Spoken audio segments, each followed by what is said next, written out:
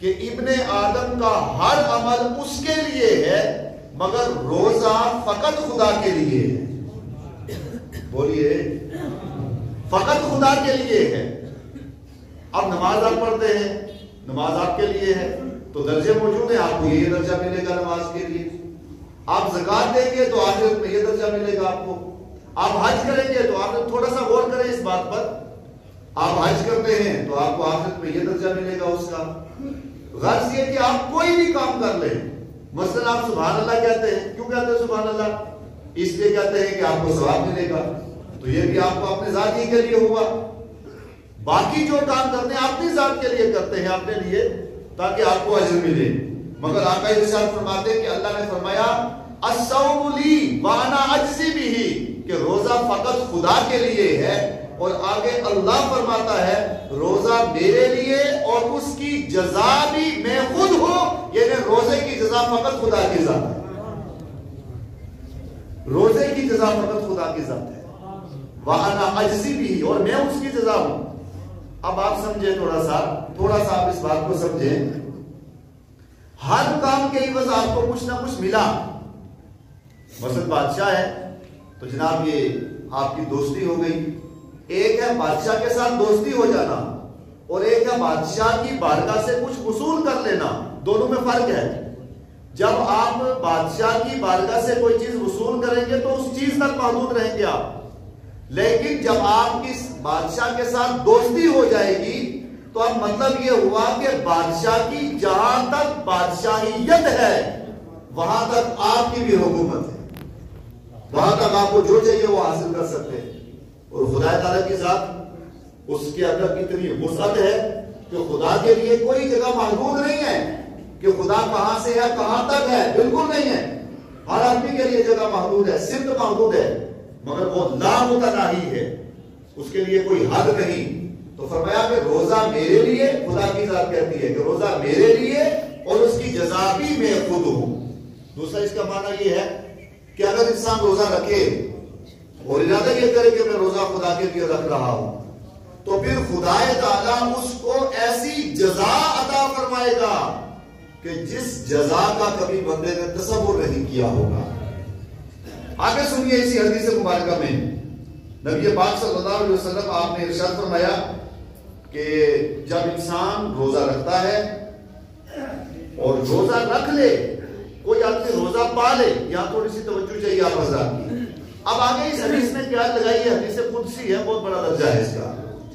نبی پاک نے فرمایا کہ اگر تم میں سے کوئی شخص روزے کو پا لے تو کیا کرے؟ بس یہ بات سنیں، روزے کو پا لے تو کرے کیا؟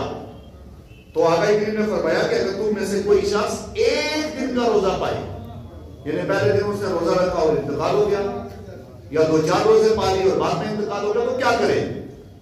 تو آقا کریم نے فرمایا فلا یرفس.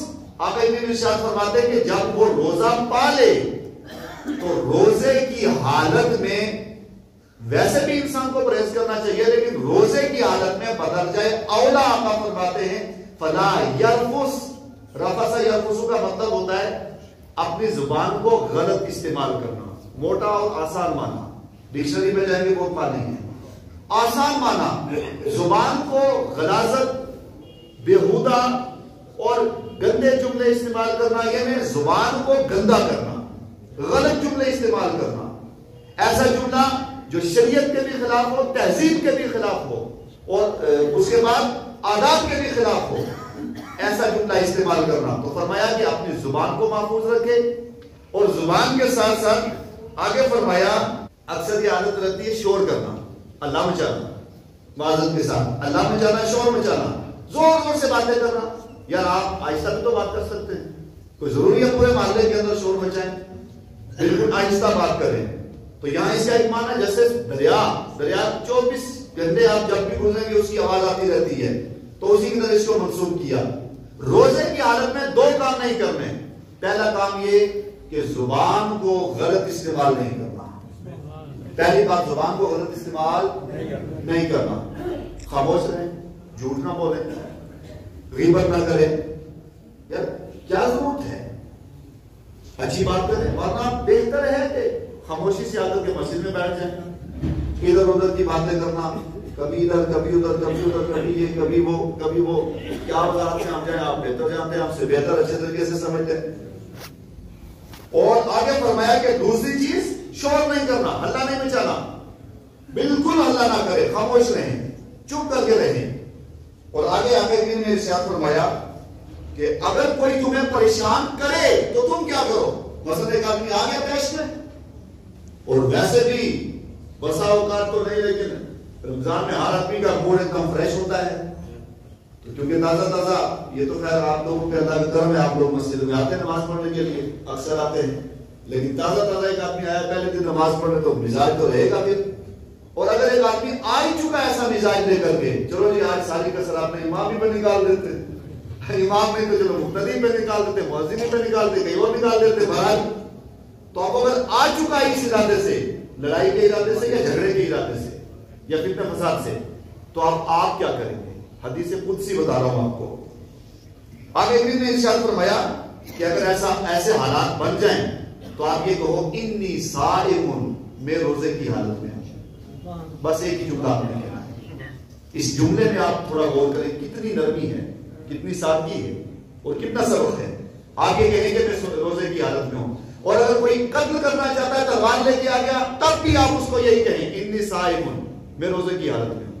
یعنی آپ دیکھیں ایک طرف ایک آدمی قتل کرنے آپ کو آیا ہے، گالی دینے آیا ہے، لڑنے جھگڑنے کے لیے آیا ہے، لیکن آپ نے اس کو کوئی جواب نہیں دینا، ایک ہی جملہ کہنا ہے انی صائم، میں روزے کی حالت میں ہوں۔